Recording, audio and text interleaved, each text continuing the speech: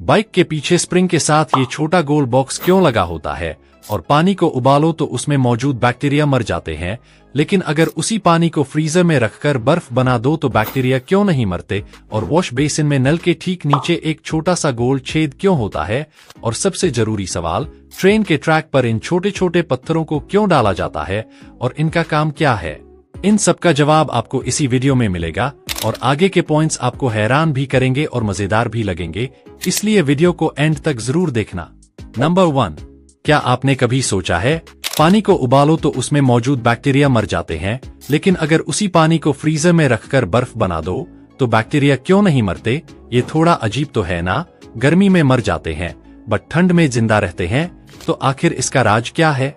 असल में जब हम पानी को 100 डिग्री तक उबालते हैं तो इतनी तेज गर्मी से बैक्टीरिया का प्रोटीन और सेल वॉल पूरी तरह नष्ट हो जाता है, यानी उनकी बॉडी का स्ट्रक्चर ही टूट जाता है और वो जिंदा नहीं रह पाते।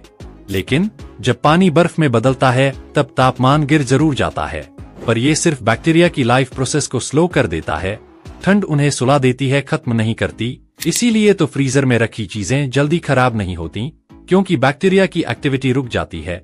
लेकिन जैसे ही आप बर्फ पिघलाते हैं और पानी नॉर्मल टेम्परेचर पर आता है तो बैक्टीरिया फिर से एक्टिव होकर बढ़ने लगते हैं, यानी बर्फ बनाने से कुछ देर के लिए वह सपनों की दुनिया में चले जाते हैं, लेकिन उन्हें खत्म करने के लिए पानी को उबालना पड़ेगा। नंबर 2, क्या आपने कभी सोचा है जब भी आप ट्रेन पकड़ने जाते हैं तो पटरियों के दोनों तरफ छोटे छोटे पत्थरों की मोटी परत बिछी होती है, पर सवाल ये है आखिर रेलवे मिट्टी या रेत क्यों नहीं डालता, हमेशा पत्थर ही क्यों? असल में इन पत्थरों को बैलास्ट या ट्रैक गिट्टी कहते हैं। सुनने में सिंपल है लेकिन काम बड़े ही कमाल का करते हैं। सबसे पहला काम ट्रैक को स्टेबल रखना। सोचिए, एक ट्रेन का वजन हजारों हाथियों जितना होता है। इतनी भारी चीज जब तेज स्पीड से गुजरेगी तो ट्रैक पर जबरदस्त दबाव पड़ेगा। अगर नीचे सिर्फ मिट्टी होती तो वो जल्दी दब जाती और पटरी टेढ़ी मेढ़ी हो जाती, लेकिन पत्थर शॉक अब्जॉर्बर का काम करते हैं। ये पत्थर वाइब्रेशन सोख लेते हैं और पटरी को मजबूती से पकड़कर सीधा रखते हैं। दूसरा काम है पानी को रास्ता देना। बारिश हो या नमी, पानी अगर ट्रैक पर रुक जाए तो लोहे और लकड़ी दोनों में जंग लग सकती है, लेकिन ये पत्थर पानी को नीचे जमीन में बहा देते हैं। यानी ये छोटे छोटे पत्थर ट्रेन को सिर्फ संभालते ही नहीं बल्कि पटरी को डूबने से भी बचाते हैं।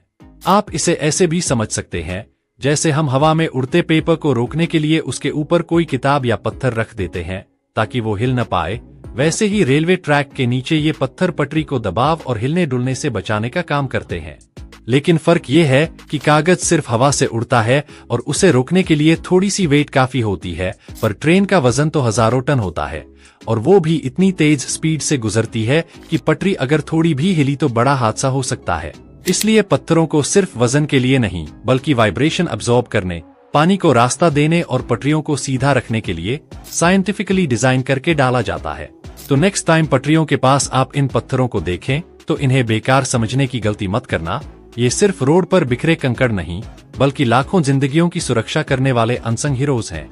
दो नहीं, सिर्फ एक लाइक कर दो और सब्सक्राइब करके अगली वीडियो मिस मत करना। नंबर 3, क्या आपने कभी सोचा है आपके वॉश बेसिन में नल के ठीक नीचे एक छोटा सा गोल छेद क्यों होता है? पहली नजर में तो लगता है कि ये बस डिजाइन का हिस्सा है, पर सच कहूं तो यही छोटा छेद आपको एक बड़ी मुसीबत से बचा लेता है। असल में इसे कहते हैं ओवरफ्लो होल। नाम से ही थोड़ा अंदाजा मिल जाता है।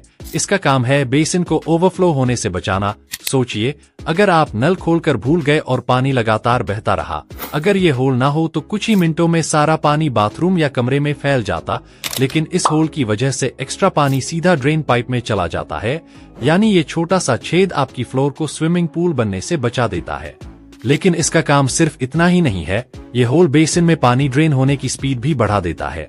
जब आप बेसिन का मेन होल खोलते हैं तो पानी स्मूथ तरीके से इसलिए निकलता है क्योंकि ये छोटा छेद हवा को अंदर खींचकर वैक्यूम ब्रेक करता है। अगर ये ना हो तो पानी अक्सर धीरे धीरे रुक रुक कर ड्रेन होता। चलो मान लो आपने आज ये फैक्ट जान लिया। अब घर जाकर चेक करना कि आपके बेसिन में ये होल है या नहीं और रिजल्ट कमेंट में बताना। नंबर 4, क्या आपने कभी नोटिस किया है बाइक के पीछे स्प्रिंग के साथ एक छोटा सा बॉक्स जैसा हिस्सा लगा होता है? पहली नजर में तो लगता है कि ये बस स्प्रिंग का एक्स्ट्रा पार्ट है, लेकिन सच कहूं तो यही छोटा बॉक्स आपकी राइड को झटकों से बचाने का काम करता है। असल में इसे कहते हैं सस्पेंशन डैम्पर। अब काम सुनो, जब बाइक गड्ढे या स्पीड ब्रेकर से टकराती है तो स्प्रिंग ऊपर नीचे हिलता है। अगर सिर्फ स्प्रिंग होता तो आपकी बाइक ऐसे उछलती जैसे ट्रैम्पोलिन पर कोई कूद रहा हो, राइड बिल्कुल अनस्टेबल हो जाती। यहीं पर काम आता है ये छोटा बॉक्स। इसके अंदर तेल और वॉल्व्स का सिस्टम होता है। जब स्प्रिंग दबता है तो तेल दबाव में इधर उधर मूव करता है और स्प्रिंग की एक्स्ट्रा बाउंस को कंट्रोल कर लेता है। यानी ये बॉक्स स्प्रिंग को स्मूथ बना देता है और राइड को बैलेंस करता है।